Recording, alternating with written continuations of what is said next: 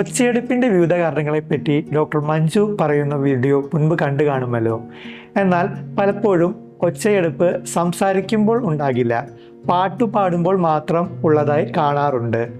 ഇത് പലപ്പോഴും പല സാങ്കേതിക പിഴവുകൾ പാട്ടു പാടുമ്പോൾ ഉണ്ടാകുന്നതുകൊണ്ടാണ്.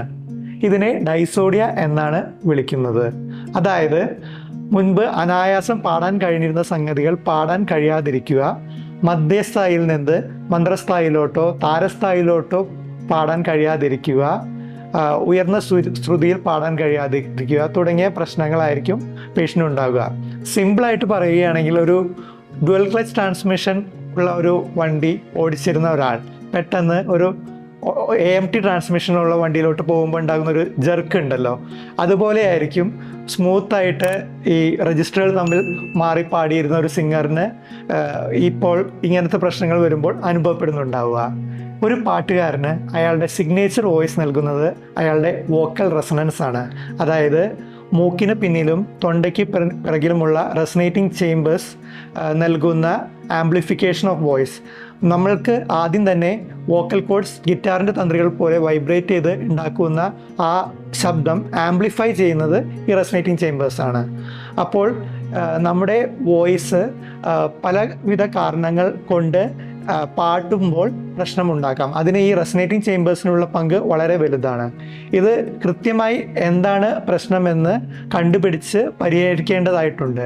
ഇതിനായി ഒരു ലെറിങ്കോളജിസ്റ്റ്, അതായത് വോയിസ് എയർവേ സ്വോളോയിങ് ഡിസോർഡേഴ്സിൽ സബ്സ്പെഷ്യലൈസേഷൻ നടന്ന ENT സർജനെ കാണേണ്ടതായിട്ടുണ്ട്. Flexible endoscopic evaluation of singing voice, അതായത് മൂക്കിലൂടെ ഒരു ഫ്ലെക്സിബിൾ എൻഡോസ്കോപ്പ് കടത്തിയിട്ട് പേഷ്യനോട് പാടാൻ പറയും. എന്നിട്ട് എവിടെയാണ് സാങ്കേതിക പിഴവ് സംഭവിക്കുന്നത് എന്ന് കണ്ടെത്തുവാൻ ശ്രമിക്കും. ഇതാണ് ആദ്യത്തെ പടി. പലപ്പോഴും ഒരു ജലദോഷം മൂലമുണ്ടാകുന്ന ലാരിഞ്ചൈറ്റിസ് മൂലമുള്ള പ്രശ്നത്തെ മറികടക്കുവാനുള്ള പാട്ടുകാരൻ്റെ ശ്രമമാണ് തെറ്റായ രീതിയിലേക്ക് പാടുന്നതിലോട്ട് നയിക്കുന്നത്.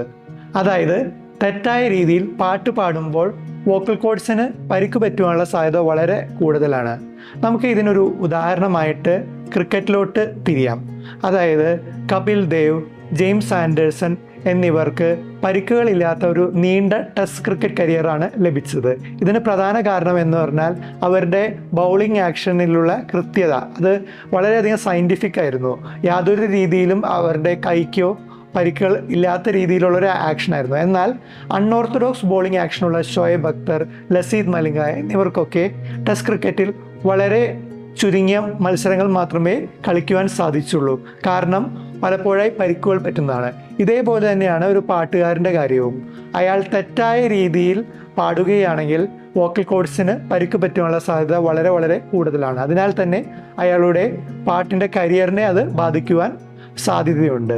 ഇത്തരത്തിലുണ്ടാകുന്ന തെറ്റുകുറ്റങ്ങൾ കൃത്യമായി കണ്ടെത്തി അതിന് വോയിസ് തെറാപ്പി നൽകുവാൻ ഒരു ലാരിങ്കോളജിസ്റ്റിന് സാധിക്കും.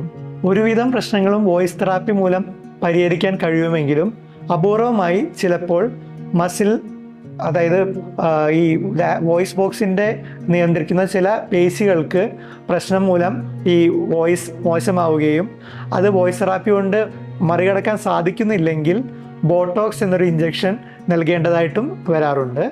ചിലപ്പോൾ പ്രായാധിക്യം മൂലം ഉണ്ടാകുന്ന വോക്കൽ കോഡ് എട്രോഫി, അതായത് വോക്കൽ കോഡ്സിൻ്റെ മസിലിനുണ്ടാകുന്ന ശോഷിപ്പ്, അത് പാട്ട് പാടുമ്പോൾ മന്ത്രസ്ഥായിലോട്ട് പോകുന്നതിനെ ബാധിക്കുവാൻ സാധിക്കാറുണ്ട്.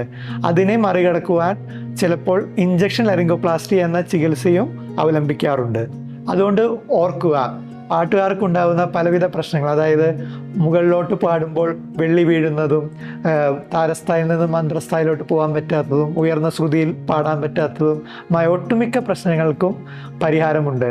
അതിനായി ഒരു ലാരിങ്കോളജിസ്റ്റിനെ സമീപിക്കേണ്ടതാണ്.